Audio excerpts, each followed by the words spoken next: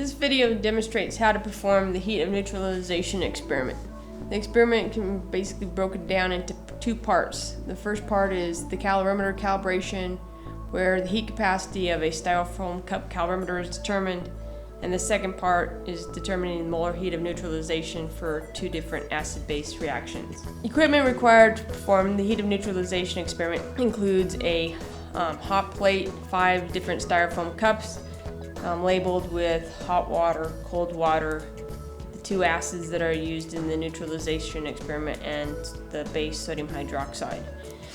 This experiment, as indicated, uses strong acids and strong bases, and so it is required that you wear safety goggles at all times. Open the Logger Pro software on the desktop of the computer. When the program opens, select the experiment menu and go down to data collection. Inside the data collection, change the samples per second to 0.2. The sampling rate should change automatically to 5 samples per second. Change the sampling time to 100 seconds. Then select Done. In the first part of the experiment, we're going to be determining the heat capacity of a styrofoam cup calorimeter.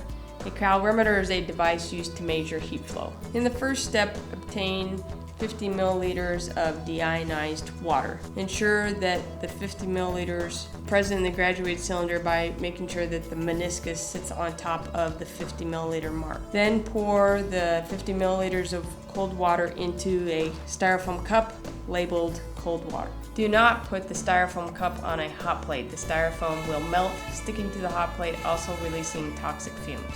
In the next part of the experiment, you're going to be heating up water. When heating up the water, place it into a beaker. Add more water than you will need to perform the experiment. When measuring the temperature of the hot water, ensure that the thermometer does not sit on the bottom, because it will be measuring the temperature of the hot plate and not the temperature of the water. Make sure the thermometer is raised up from the bottom of the beaker. Heat the hot water beyond 45 degrees Celsius. The reason is, as you transfer the hot water to the graduated cylinder and then transfer it to the styrofoam cup, you're going to lose heat. So when the temperature is around 50 degrees or higher, transfer 50 milliliters to a graduated cylinder, again ensuring that the meniscus sits on top of the 50 milliliter mark. Then pour the hot water into the styrofoam cup. The water needs to be 45 degrees Celsius. If the water is below 45 degrees Celsius, you're going to have to heat it up again and repeat this portion of the experiment. Once the water reaches 45 degrees Celsius, then measure the temperature of your cold water. You will then be ready to proceed by collecting data with the Logger Pro software. Make sure once you have recorded the hot and cold water temperatures with the thermometer that you write these down in your lab manual and/or lab notebook. At this point, you should have a styrofoam cup with cold water and a styrofoam cup with hot water at 45 degrees Celsius. Put the thermistor attached to the Lab Pro interface into the cold water. Then go to the Logger Pro software. At the top is a button that says Collect. Click this button. Stir the cold water with the thermistor and record data for 5 to 10 seconds. After recording the temperature of the cold data for 5 to 10 seconds, add the hot water. Stir after adding the hot water, gently but continuously. After the temperature levels off, then continue to record data for another 30 seconds. The data you collected in the Logger Pro software needs to be transferred to an Excel spreadsheet and then regraphed using an Excel. Once you complete this, your data should look similar to the graph and the data shown here. Ensure that you label your graph the X and Y axes. From this calibration graph, you're going to use it to read the final temperature. In determining the heat capacity of the styrofoam cup calorimeter, first keep in mind that the heat gained by the cold water and the styrofoam cup calorimeter is equal to the negative of the heat lost by the hot water. The heat gained by the cold water is given by the expression specific heat of the water times the mass of the cold water times the change in temperature of the cold water, plus the heat capacity of the calorimeter times the change in temperature of the cold water. The heat lost by the hot water is equal to the specific heat of water times the mass of the hot water times the change in temperature of the hot water. The specific heat of water that will be used in the calculations is 1 calorie per gram degree Celsius. The density of water is assumed to be equal to 1 gram per milliliter. First, we'll go through the calculation of the heat gained.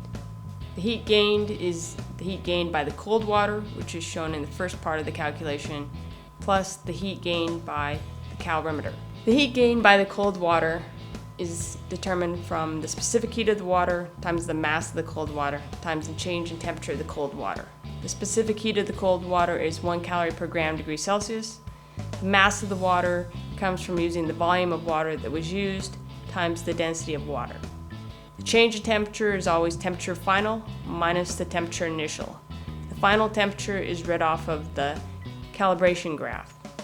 The initial cold water temperature was read from the thermometer, and as shown here was 20.1 degrees Celsius. The heat that was gained by the styrofoam cup calorimeter is the second portion of this equation, and we are trying to determine Ccal, that is the heat capacity of the styrofoam cup calorimeter, times the change in temperature.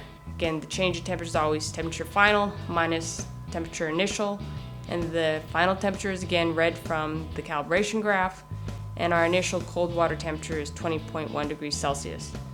Since the cold water was in the styrofoam cup calorimeter, we assume the calorimeter initially had the same temperature as the styrofoam or the cold water. Simplifying the heat gain calculation, the change in temperature is 9.9 degrees Celsius. You find that the amount of heat that was gained by the cold water is 495 calories. Then we have, again, the heat that was gained by the calorimeter. We are trying to determine Ccal, that is multiplied by the temperature change. Next, we're going to go through the calculation of the heat lost by the hot water. The heat lost by the hot water is given by the specific heat of water times the mass of the hot water times the change in temperature of the hot water. The specific heat for water, again, is 1 calorie per gram degree Celsius. The mass of the hot water is given in terms of the volume of hot water that was used times the density of water. The change in temperature is equal to temperature final minus temperature initial. The final temperature is read from the calibration graph. Initial hot water temperature was recorded using the thermometer and was 45 degrees Celsius. The amount of heat then that was lost by the hot water was 750 calories. If we go back to our original equation, the heat gained is equal to the negative of the heat lost, and plug in the heat gained that we found, equating that to the negative of heat loss. Then we need to solve for Ccal. So we subtract the 495 calories from the 750 calories and divide by 9.9 degrees Celsius. The heat capacity of the styrofoam cup calorimeter is then found to be 26 calories per degree Celsius. Now that you have completed the calibration of the calorimeter, we are going to determine the molar heat of neutralization for two different neutralization reactions. A neutralization reaction is a reaction between an acid and a base that react to form salt and water. In this first neutralization experiment, you're going to be reacting sodium hydroxide, a base, with hydrochloric acid. Obtain sodium hydroxide from a container by the sink. Use a 50 milliliter graduated cylinder to measure out 50 milliliters of the base. Then obtain another 50 milliliters of hydrochloric acid using a 50 milliliter graduated cylinder. When measuring out the acid and base, again ensure that you have 50 milliliters of the acid and base by looking at the meniscus. It should sit on top of the 50 milliliter mark. Once you have your acid and base, add them to styrofoam cups that are properly labeled as sodium hydroxide and hydrochloric acid. Then you need to determine the temperature of the sodium hydroxide solution and the hydrochloric acid solution. The reading of the temperature of the sodium hydroxide and hydrochloric acid should be within 0.1 degrees Celsius of one another. If the temperature of the base is not within 0.1 degrees Celsius of the temperature of the acid, as determined by measuring with a thermometer, then you're going to either need to heat up or cool down the base. If you need to cool it down, obtain cold water from the tap in the lab.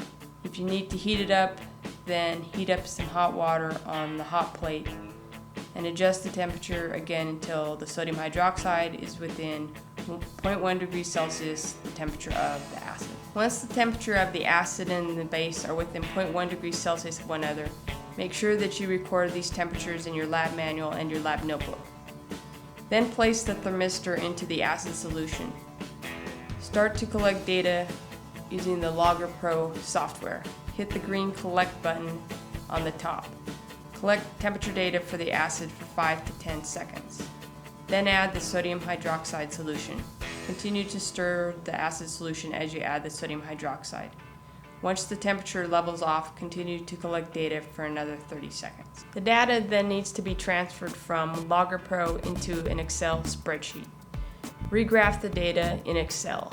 Make sure that you label the graphs, the X and Y axis, as well as give the graph a title. The neutralization graph will be used to read the final and initial temperature. On this graph, the final temperature will be read as 33.4 degrees Celsius, and the initial temperature would be 20.2 degrees Celsius. The heat released by the neutralization reaction is equal to the negative of the heat gained by the solution and the styrofoam cup calorimeter. The first part of the equation shown is for the heat absorbed by the solution. The second portion of the equation is the heat absorbed by the styrofoam cup calorimeter. We are going to assume that the specific heat of the solution is 1 calorie per gram degree Celsius and that the density of the solution is 1 gram per milliliter.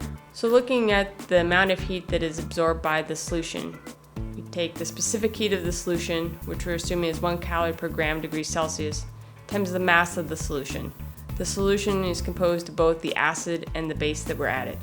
We added 50 milliliters of acid and 50 milliliters of base, so the total volume of our solution is 100 milliliters. We are assuming the density of the solution is 1 gram per milliliter. We multiply that then times the change in temperature, which is the temperature final minus the temperature initial.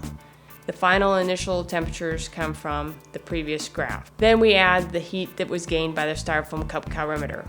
We determined C-cal in the first part of the experiment. We found this to be 26 calories per degree Celsius.